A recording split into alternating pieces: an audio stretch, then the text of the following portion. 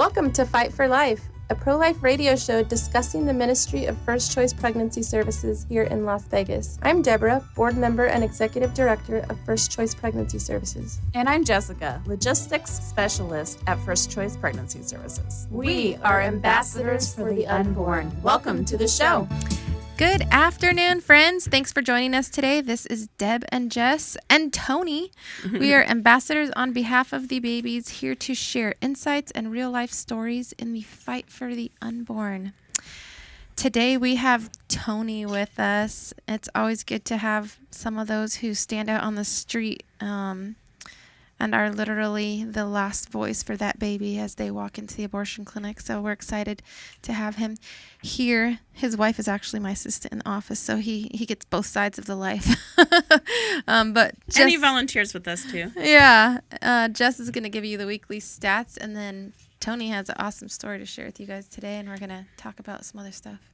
Welcome to Fight for Life Radio, everyone. From January 18th to January 24th of 2024, First Choice has provided 94 free pregnancy tests and 61 free ultrasounds to the women of Las Vegas. If you'd like to join this conversation, you can call into the radio station at 702-650-5588, or if you're joining us live on social media, please interact with us. We will be talking to you at the very end. You can find us on Facebook and YouTube at FCPS Friends, Instagram and Twitter at FCPS_Friends. If you'd like to learn more about this wonderful, amazing, unique ministry, you can go to fcpsfriends.org and learn more, or even give us a donation there. We would be happy to accept it. Always.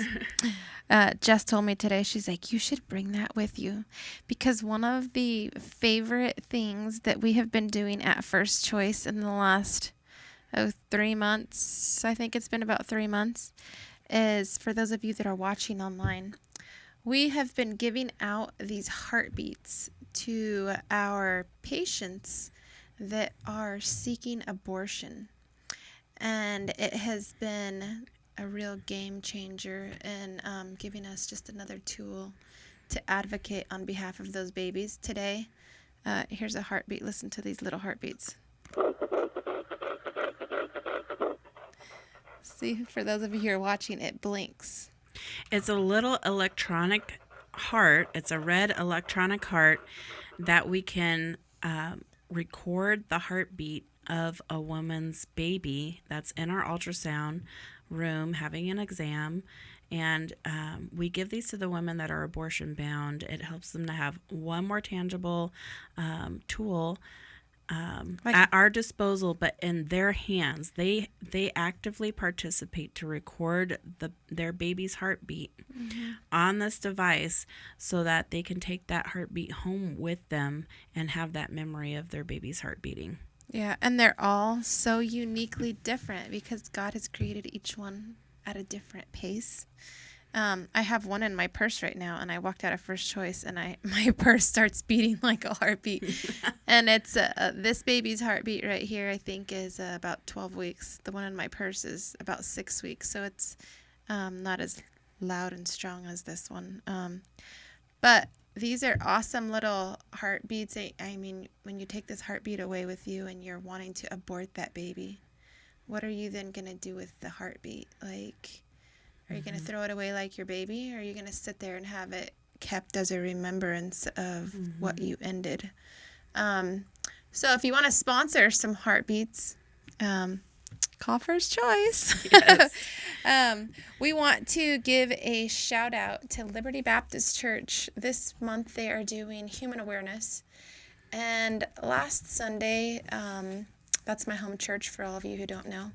And Pastor Neil is one of the pastors there, and he actually asked me if I would want to come set up for First Choice last Sunday for Sanctity of Life Sunday.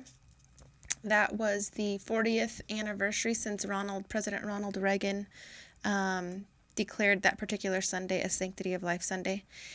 And so I stood out at all the services with a booth for First Choice with our little Touch of Life babies. And while I was standing there, one of our old patients walked in the door with her family. And I was like, hey. And then she came walking over, and her little kids were looking at the babies on the table. And it was just awesome to see that the work at First Choice that we do extends beyond our walls. That this gal, whose little boy is now about 4 years old, she moved back to Las Vegas. She used to visit Liberty years ago. But she recently moved back to Las Vegas, and she showed back up at Liberty for church. And it happened to be Sanctity of And Life it Sunday. happened to be Sanctity of Life Sunday. So if you're following us on our social media, there's a picture of her with her little boy, Zuri, there at church on Sunday. And then those Touch of Life babies.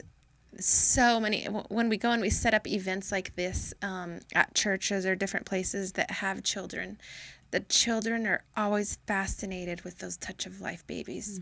The little girls always want to come touch them and hold them.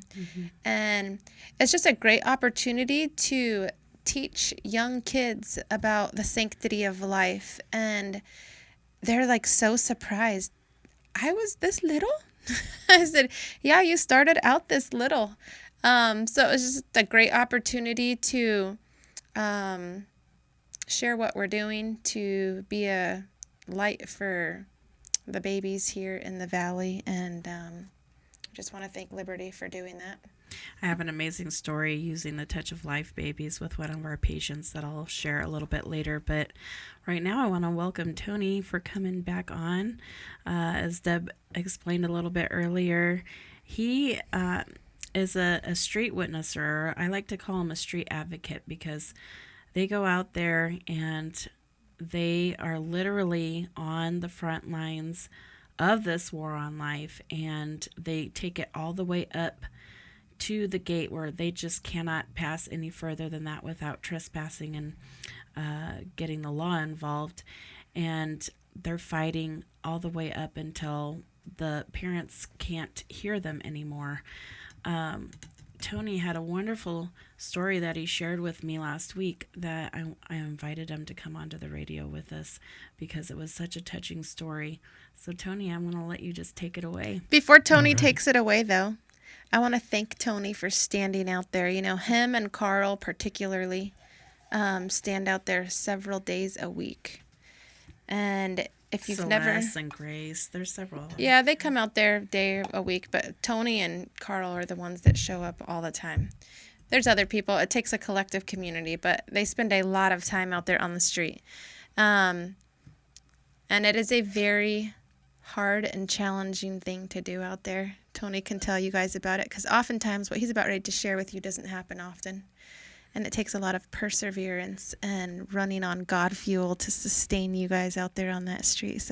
But when it does happen, it's good to share those stories because it's an encouragement, not just for everyone listening, but to have you relive it. I'm sure it's an encouragement even for you as you shared. It reminds you why you stand and fight, right? It does. Yeah. Well, thank you for having me. And I just have to say that, being part of First Choice is just a blessing. It's amazing, all the work that the ladies do there and the men that volunteer. And it's just amazing work. So I want to thank you for having me here today also. I stand out in front of First Choice many hours each week and get to see what's going on and those who go in and out. And God placed First Choice at a strategic area, and it makes a difference. It's making a huge difference in people's lives, and so I'm blessed to be able to be strong enough physically and spiritually to be out there in front of First Choice and in front of that abortion clinic. Spiritually, right there is the key to that. It's a battle. It's a spiritual battle. It We do is. not wrestle against flesh and blood. It's a spiritual battle out there. And people are just blinded. They're buying into the lie of abortion, and we were just talking earlier. It's a lot of times I'm out there and Carl and several other people and we feel like, are we really making a difference? And then something will happen, like what just happened. A divine appointment will come into our lives, and remind us while we're there. So, Amen. yeah, last week I was out there on Tuesday morning, and it's always interesting to watch the people that God are leading, because God leads them to the wrong door, which is the right door, and to the wrong parking place, and to where it's the right parking place. And so they actually parked right in front of me outside the gate to the abortion clinic, and gave me a few extra moments to greet them and to give them some encouragement and direction to where they were going. And I did ask them. I've been led by the Lord to carry my sign that says Jesus is the way, because God's really encouraging me to share God's love and to share hope. That's right. And Jesus is the way. And so no matter what I say, I want to plant that seed, and God keeps reminding me that. So no matter what someone's doing, God, Jesus is the way, and God will make a way. So I was standing there with my sign that said Jesus is the way, and they got out of their car, and I looked right at both of them, and I said, have you heard the good news of Jesus? And the young man said, yeah, I've heard about Jesus. And so I went through my encouragement, and they kept walking towards the abortion clinic, and I usually like to at least let them know. I begged them. I said, please don't support this abortion clinic. This abortion clinic kills dozens of babies here every day. Don't be part of the killing of these innocent babies. And if you need that strength and that love in your heart, just ask Jesus. Say, Jesus, give me that love in my heart to love myself and to love these children. And that's about as much as I get in, and then click, they're inside the door. And I walked around a little bit, and God was really leading me that day, because I walked back and forth, and I was back at the gate, and the young gentleman walked out by himself, and I spoke to him again, and he said, yeah, I know Jesus. And I said, well, what are you doing here today? And he said, my wife wants to have an abortion, and I can't stop her. And so we had a little discussion. He kept saying, oh, it's her choice. It's her choice. And I told him, I said, yes, we are free to make our own choices, but it's up to us to encourage people to make the right choice. Mm-hmm. And I asked him if he went to church, and he said he did. And so he said he was plugged in with a local church. And I spoke with him a little bit more, and I told him, I said, hey, if you love your wife and you love your children, he also told me that they have 2 children already. One's 9, one's 11. His wife just had a baby that's 4 months old. Now she's pregnant again. She's scared. She's worried. She doesn't know what to do, and she wants to have an abortion. And I told him, I said, yeah, it's up to you to encourage her to have that baby. I said, you need to get back in there and save that baby. And so he took those words of encouragement. He went back in to the abortion clinic. He was probably in there another 45 minutes. And again, I just happened to be at the gate when they both walked out, and they both seemed to have a little bit more better attitude, and they were smiling a little bit, and the woman said, don't worry, I'm going to keep my baby. And so I just said, thank you, Jesus. And I was Praise able, God. That's awesome. It was awesome. That is And awesome. So I was able to speak to them a little bit more. And I said, hey, before you go, can I give you something? And they said, yes. And so I had already had a Bible that someone had given me to bless someone with. He said, can you bless someone with this Bible? I said, when the right moment comes, I will bless someone with this Bible. And I had some first choice pamphlets and some other information on adoption and information on what abortion is.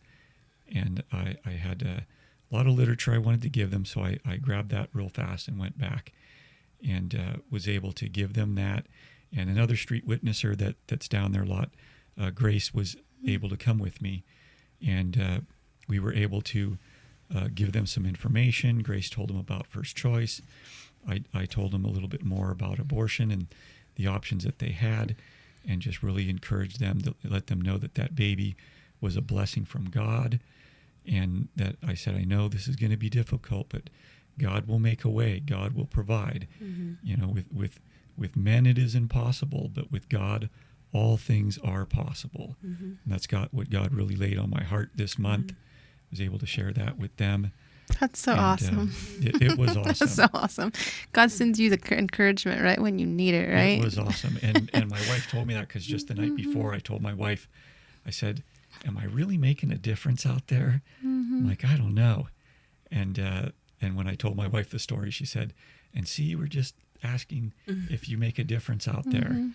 And so yeah, I mean, God changes our heart. God leads our footsteps. And yeah, so we were able to pray for that young family. You know, I really encouraged them to continue to going to church. I gave him the Bible, and I encouraged him to read that Bible with his family. And yeah, Wow. so they were really encouraged. They said they were going to keep the baby. And so yeah. So That's an awesome blessing, story, what a Tony. miracle. It is a blessing. Yeah, I was actually just standing down there on a Saturday. I think it was about 2 weeks ago.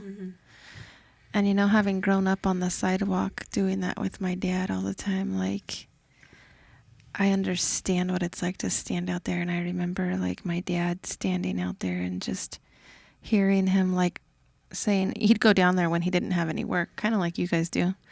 And he'd come back from different days and just didn't see anything. And you just go long streaks of time where you just didn't know anything.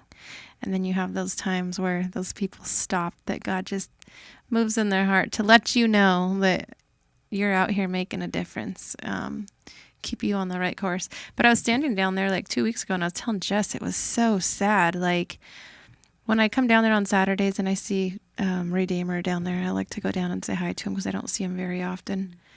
And go stand down there just a little bit because I do think it's an important place, even for those of us within the walls, to stand out there.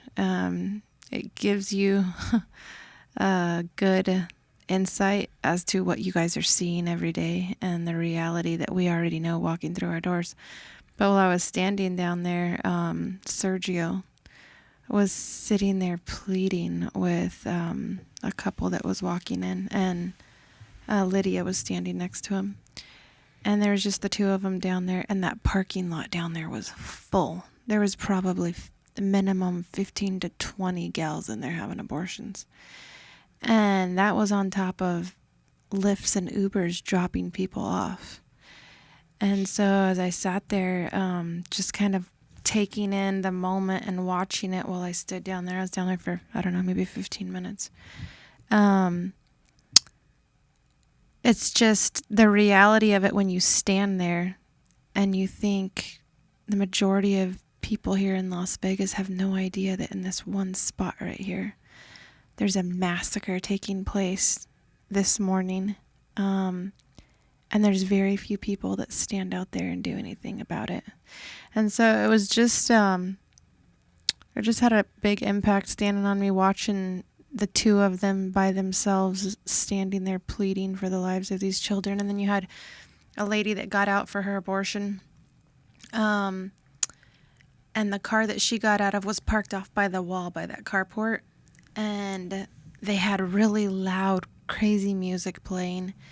And she would come out and she'd smoke, and just the casualness of what she was doing, and just kind of like she wanted them to see that she heard them and she saw them, and like kind of when you think about like the journey even through like Pilgrim's Progress actually, and the carnality and the worldliness and everything going around, just in that one spot, there was 15 to 20 babies in a 3-4 hour period of time that were having their lives snuffed out.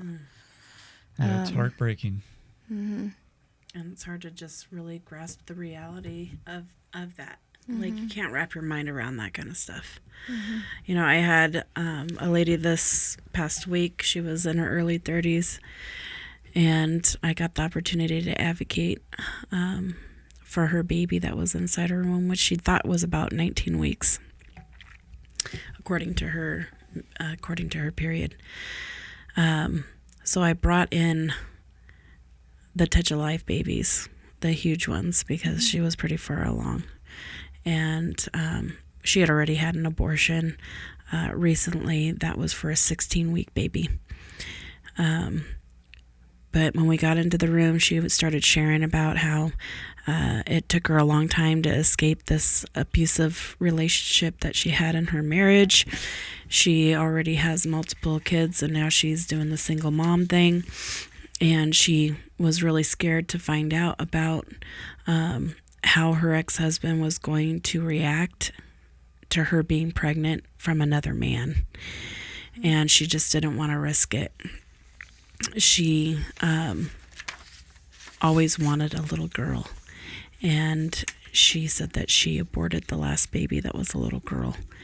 And so I asked her that time, well, what are you hoping for this time? She goes, well, I haven't really thought about it, but I guess I would want a girl if I got the choice.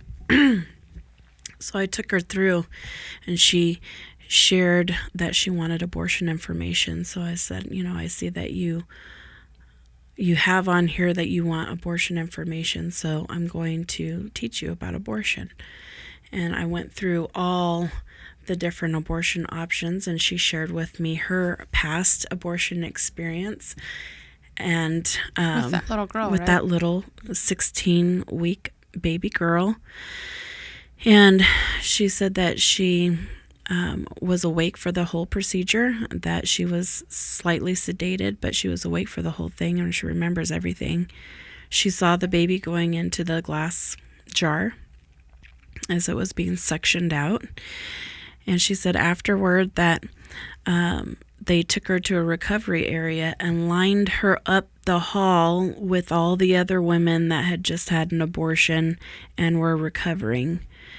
And she was still kind of feeling the effects of the sedation, but how she was brought the glass jar with her baby in it, and they told her, she's like, why are you bringing me this? Why are you showing me this? They said, well, you asked to see the baby. And she said she looked in there and she could see the baby's foot. So as I was sharing this education on abortion with her, and I opened up our graphic brochure, she pointed to one of the procedures where it has the baby's face laying on this metal tray right next to the baby's hand. And she says, that's what it looked like right there. And immediately she thought of her baby that was aborted. She was sharing all this with me. I said, well, how did all that make you feel? And she goes, obviously that she had hated it. She doesn't want to do it again, but yet here we are, and you're about to make the same decision for a baby that's even older than that one. Mm-hmm. And she, by the time we were said and done, she held the Touch of Life babies, the one that was closest to how far along she was at the time, or at least she thought. When we got her back to ultrasound, though, she ended up being over 25 weeks pregnant. Wow. And she chose life, right? She ended up choosing life for that. Oh, and God. so we just praise the Lord for that. But those Touch of Life babies are such a powerful tool. They are. Yes. And if you don't follow our social media, we had some awesome stories we've shared, and we have to share. They actually came in our newsletter last Sunday. Our Florida abortion walk-in that was 19 weeks, and the following day a 20-week abortion walk-in. They both gave birth to their babies this month, a little boy and a little girl. We had a little baby boom of photos last week that were just some incredible little injections into our lives, encourage and motivate us on. Before we leave, we want you guys to all know that we always need volunteers. If you've ever thought about volunteering, I ended up in the counseling room yesterday. I said, okay, I'll help you guys. I'll take this one. It looks easy. It's always me throwing you in the pot. And it was an abortion-minded gal that was my daughter's age. So it was an interesting time to sit there and minister to that young girl and her boyfriend, who happened to be my son's name. So contact us. Mark your calendars for the March for Life. It is March the 16th. We would love to have more participation. We are doing it differently this year with peer-to-peer online. We're making it more So, competitive. Yes, sign up on our website. It'll be coming up, sign-ups here in the next week, and create a team. That's it. Thanks for joining us today, Tony. Thank you. Thank you all for listening and lifting us up in your prayers. God bless you all.